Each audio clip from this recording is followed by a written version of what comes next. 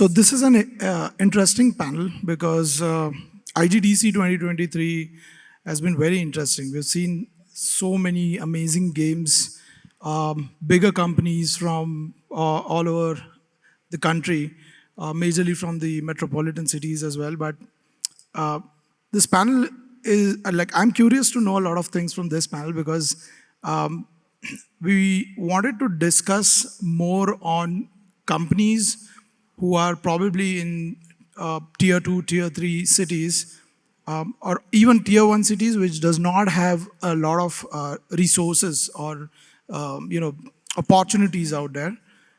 And to discuss the same thing, we have three amazing panelists here. I would like each one of you to give a brief introduction. Also, tell us which cities are you from and what exactly are you doing in your companies.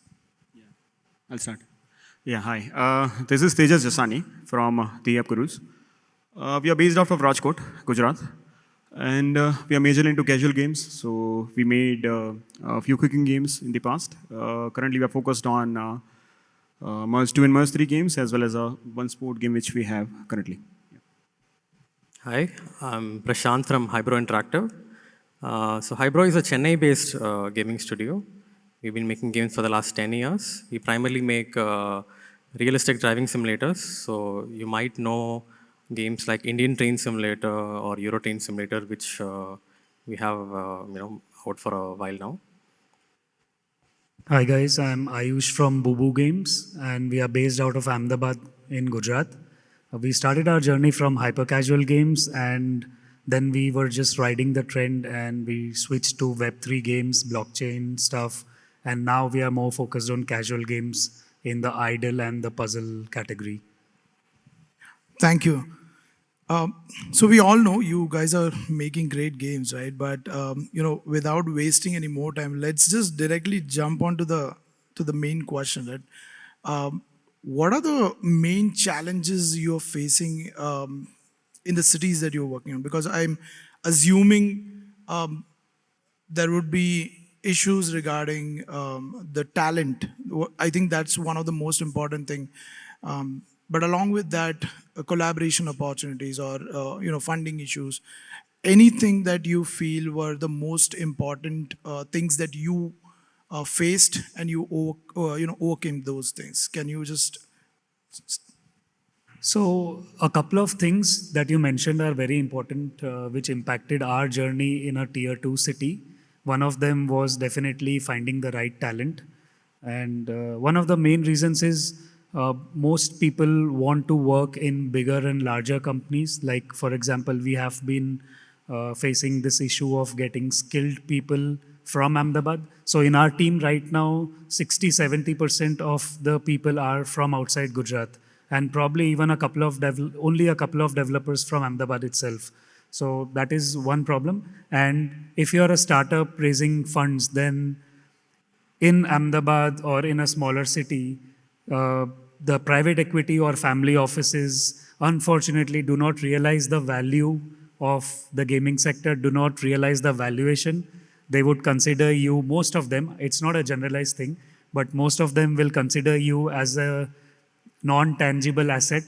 So they would value you very less, no matter how good your games are, no matter how good your team is. So that kind of exposure is missing in our cities, tier 2, tier 3 cities. Prashant, you want to? Yeah, so speaking about talent, I think Tamil Nadu has a very strong development talent, right?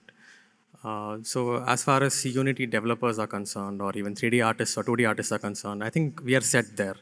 That has never been a problem. Like even if we hire a fresher, we have the ability to train them to get them to a level. But where we really lack is getting the right game design talent, or people who have experience with game monetization, or product people who can run a product, who can like take ownership of a product and run that. That is where we really seem to lack. I would want that to develop primarily, and that would be of a great help to us. Yeah, I think the talent problem is like same for bigger cities, smaller cities, like everywhere, because people will run after money. So you will not be able to retain talent if they are not connected. Uh, Basically, like specifically since we are in Rajkot, it's altogether different environment. We don't generally find people who are like ready, so we need to train them. Our awesome team is over here. So basically, like a lot of them are like with us since a long time now. So the product owner thing, we are trying to develop those people. But the basic thing is mindset. You know, like you need to compound on things which are important. You don't run after money. You don't get distracted with, let's say, like we're focused on casual, right? So I don't want to get distracted with hyper casual having a lot of money or Web3 having a lot of money.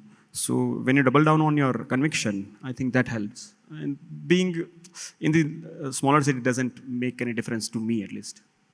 You've been in the industry for a long time. You also mentioned that you have 80 plus people with you. So we usually see that the talent usually gravitates towards the metropolitan cities, right? People who want to build their career probably in Rajkot, right? Wants, they will probably think of going to Bangalore or say Pune or, Hyderabad for that matter. Any, the top, can you just mention a few things that you make sure or, put as a process to retain these talent? Because sourcing you already mentioned, right? But how do you retain these people for a longer period of time? Because gaming, I feel, is an industry which is quite in its early stages, and we are kind of building that culture in India on our own, terms, right now. So what are those steps that you're taking to retain these people? We are rich people who don't need money. No. Basically, what we do is, we try to make sure that people are involved, as in, there is a lot of attrition as well. Like off late, we were a team of 125 before COVID. Then a lot of people left because they found better opportunities outside. The salary standards are increasing, so you find it difficult to maintain the balance about your incomes and outgoings. So yeah, it's there, but the basic thing I believe in is like when people believe in what they are doing, when people believe that the work they are getting exposed to newer things, they are having freedom to try new things. And Rajkot is a very particular culture. Well, like Rajkot people generally like to stay in Rajkot. And to be very honest, I said it in like as Jassi, but like yeah, we have got people like who are rich. So it's a mix of everything. So in our case, Chennai is a tier one city, right? It's a metropolitan city. So we have a lot of talent coming from southern parts of Tamil Nadu, who moved to Chennai. So from their perspective, moving to Chennai itself is, like a very positive thing. Like it's a change of pace for them in terms of environment, in terms of how big the city is compared to what they are used to. So in terms of what the city itself has to offer, I think that is appealing for the team members. But as far as what we ourselves provide to the team, it's ownership of the product. I think like we make them feel like their work is what's actually resulting in the game looking a certain way or coming out a certain way. So full ownership of the product is what we really hope for. Aish, you want to add something? And Yeah, one of the things that we have tried is that we have tried keeping a balance between professionalism and working as a family, because if you are one side heavier, then it may result in a problem. So that is one thing, and ultimately it also depends on the team, how seriously they take, how loyal they are to the company, and also the company, how insecure the company is regarding its team. So appreciation, like everyone said, it's definitely a very important thing. But then ultimately it boils down. Like we have one of the best developers we have in the team. He's from Junagadh in Gujarat, but he moved to Pune just to be in a cooler city and working from home for a company in Ahmedabad. So you can't control everything. So you guys are big on hyper casual and hybrid casual now, right?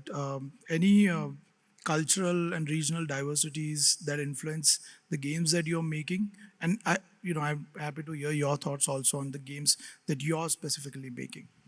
For us, we target the global market, not the Indian market as such, with our games. So we are normally inspired by what is happening globally instead of locally. So So, one of our games is Indian Train Simulator, right? And we have tried to recreate the experience of traveling in a train or driving an Indian train. So that naturally demands a lot of, localization and, getting the look and feel of India right. So we have 38 or 40 stations in the game, which authentically recreate the visuals of in India and the feel of being on an Indian platform, right? So for our kind of games, it's very necessary that we, get the feel of India, right? Like when we started out, like our first game was focused on India. So that was Indian Cooking Star. That game got quite a lot of reviews and stuff. That was inspired by IGDC. Like Yuvraj, Rudra, and I, like we were there. So they attended a session. We attended a session on Food Truck Chef, if you remember it. That was a keynote. He was a keynote speaker at that point in time, Amit Hardy. So we thought that the game has got potential. I was against it. I didn't want to make it, but Yuvraj and Rudra persisted, and we made a game which did well. So that was like from India for India. But then later on, we found out that others believed that Indian market, unfortunately, like they don't pay much. So we've shifted our focus to Western market, tier one countries, and that is how we are going right now. So we are like focused more on that market as of now. But it is like more about getting into the like going to the conferences and seeing things and learning things. Got it. Prashant, Chennai is still like a tier one, right? It's a tier one city, but we also spoke about it, before this panel that it's tier one, but gaming is not that evolved, right? How is the ecosystem in Chennai, or you guys also can add in your respective cities, but I want to know the ecosystem and the kind of collaborations, if there are any collaborations happening with other companies that you do. Can you just elaborate on that? So this is my first time coming to IGDC here, and in the lead up to IGDC, there were a couple of events which were organized in Chennai, right? So I had a panel which I attended in a college. So we were trying to raise interest for this event, and so I spoke to a couple of students who were working on game courses, and so I did that, and then we had a Chennai leg of IGDC where a lot of Chennai-based developers had come. So that was the first time I myself had, gotten an opportunity to talk to them, in person. And something, Mr. Mohandas of Chennai Games said something very interesting, right? He said, like he had hired somebody from our team at some point, and he said, had we known each other, I probably would not have done that because I know how hard it is to, grow a talent. So he said maybe if we had this ecosystem earlier, we could talk these things out and collaborate a little differently because we all want to grow together, right? I mean, if you Google emerging cities or emerging gaming hubs in India, Google will tell you Hyderabad and Bangalore. So if you're talking about Ahmedabad or Rajkot, then probably we are pre-emerging gaming hubs. And the ecosystem is lacking, and we are to be blamed to some extent that in spite of getting some exposure, we are not doing anything about it. So we should probably think more on that. But only that is the thing which will help to get exposure, especially to the students and young entrepreneurs. You recently did some collaboration, right? Can you just talk about that? I think just I saw the news last week about you collaborating with Funcell. Yes, so we just like-minded people came together, and Funcell is a very successful gaming company with 300 million plus overall downloads. So Funcell bought some stake in our company, and now we are working very closely together on many games. Our focus would be on casual games, and we are very happy to get this opportunity. I think that's really amazing because I think these kind of collaborations will only help the ecosystem grow, right? Tejas, again, for a long time in the industry, have you seen any sort of help from government in your respective regions around gaming? Nothing particular in Gujarat, at least as far as I know. Anything for you, Ayush? We would. I mean, gaming ecosystem is pretty nascent, as in like nothing much in Gujarat as of now. But we hope we'll get some 100 crore rupees from government. Let's hope so. So with regards to Chennai, like the government is finally recognizing that AVGC XR is going to be a big deal. Like everybody has this $5 trillion or Tamil Nadu itself has a 1 trillion economy aim which they want to hit by 2030, and they really believe it will not happen through existing industries. It has to be something new and disruptive. And they also seem to realize now that Hyderabad and Bangalore have gone way ahead in this particular industry. So I think they are finally trying to frame a policy for AVGC, and we hope something significant will come out of it. Something like a gaming cluster, or industry events like these. If they are brought to some like a city like Chennai, I'm sure a lot more people will be able to attend, and because there are many schools like ICAT which train a lot of students. In fact, a lot of students had come to Hyderabad also. But if we had us, maybe not at this scale, right? But if we want something at this scale in 10 years, we have to start at some point. So hope something like that happens. Yeah, it's quite challenging because the amount of support that Telangana government is providing here for gaming is exceptional. Because we are discussing about tier two, tier three here, but we are based in Bombay. SLA. We have a studio in Mumbai, but I must definitely say that the ecosystem in Mumbai is very poor. Very honestly, it's very poor. We don't know many companies that exist in Mumbai. The amount of work that is happening in Bangalore, Hyderabad, Delhi, for that matter, Pune, is crazy. I totally understand that situation. Any trends that you see, and how do you see the future? How is it going to shape in your particular regions? Do you see any trends? Do you see any big things happening for gaming as such? I mean, it's getting better by the day. It's just that some places are growing faster and some are slower. But overall, India is in a good shape, at least if we see 10 years down the line. So, tier 2 would be tier 1, and tier 1 would be competing globally. That's what we hope. I think, I'll just digress and say that I'll talk about technology in general. So, the rise of artificial intelligence, we are using it quite extensively in coding and graphics design. I think that will change a lot of things within a very short span.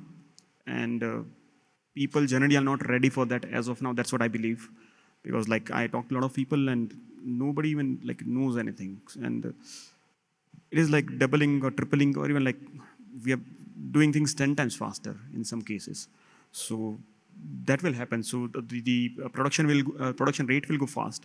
So you will see better quality games, as in terms of art, the production value. But the game design, the economy, the balancing, those things would be needed. But production would be pretty faster than what we have right now. Maybe by next year we'll be talking about that. So my thoughts on the future is, I attend a panel by Yash Bed of Jetapult, I think, right? And he had something very interesting to say. He compared the edtech growth in India. He used the example of Byju's, right? Like before Byju's, there was no edtech unicorn in the world. And once that happened, India itself had 6 edtech unicorns. So the inflection point for gaming would be something similar is what I imagine, right? One homegrown Indian company has to make it so big that all the people who were part of that growth will come out and start their own companies, and they will not spend 10 years figuring it out. Right from the day one, they will be out and investors will be lining up to fund their company, and they will build the right games right away, like without figuring it out. So for Chennai, or we would want to be that company, right? We would be really happy if people who grown with us go out and start their own companies, and they can say that they are ex hybro and get funding right away, right? So only then we'll have really strong product talent, because I like I said earlier, right? We have development talent, but we want people who have worked with really scaled up global games, and once that happens, I think India will like really flourish. Absolutely, well said. And I think we've seen the trend. A lot of good companies doing amazing things and even getting successful at what they're doing. And the second thing is the collaboration. Like there has to be that collaboration happening within companies so that we pick each other up in this ecosystem, right? I think events like IGDC would definitely help to create that. So we have a few minutes for Q&A. If anybody wants to wants to ask any questions to the panelists, we are open for questions.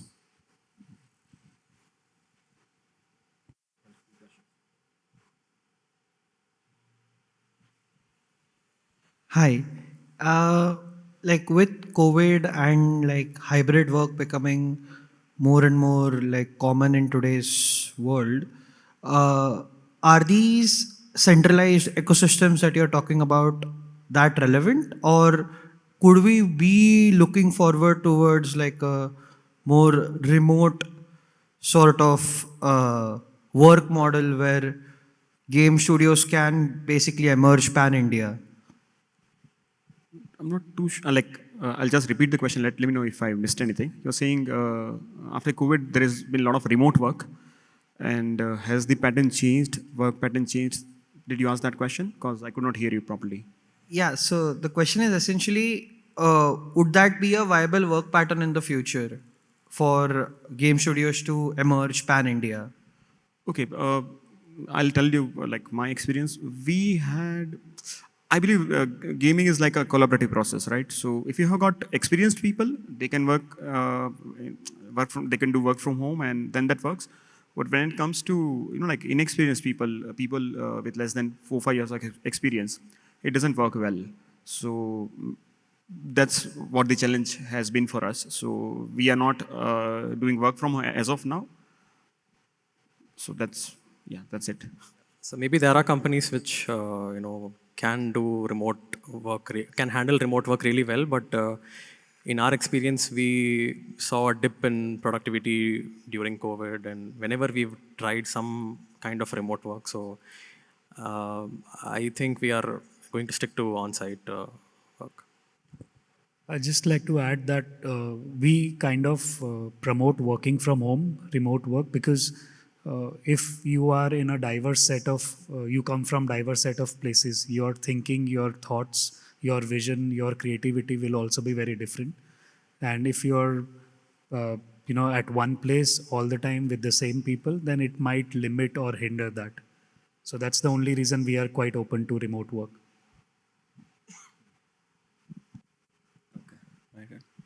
Hello, a very good noon to everybody. As you mentioned that tier 2 and tier 3 cities, one of the difficulties you faced is finding right talent or finding right people in the team. So I want to know you, in your point of view, that those right people or right talent, what difficulties they face that they couldn't meet to you. I mean, in your point of view, what do you think? I think one of the things is the lack of exposure, which is very, very important. If you see globally, like I was at Tokyo Game Show, GDC, Gamescom, everywhere this year, and there were hardly any Indian representation there. So lack of exposure limits Even if you are very good in coding, but you don't know what is the sky for you. You have to have that vision, and to have that vision, you have to see things. So that is one of the limiting factors, that there are talented people, there are skilled people, but they don't know what they are capable of. Okay. Yes. So you, if you could. You asked like what challenges do we face or what challenges do they face? Like what was the question? No, you told me that in tier 2, tier 3 cities, one of the difficulties you face is finding right talent. So I asked, what do you think that those right talents face difficulties to meet you guys? What we generally believe, like what we generally faced is we generally hire from colleges. Okay. So the unfortunate thing is like they are not trained enough. They don't, let's say if they are from computer engineering or information technology, they don't even know how to code well.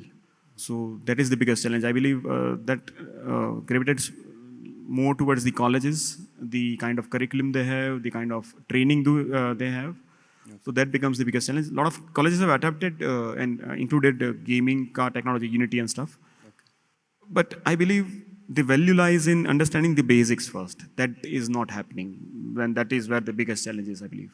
Okay. Tejas sir, your point of view if you want. I'm Tejas. Oh, sorry. So in our case, whatever appetite we've had for hiring, right? I think that has been met by people showing interest in the company.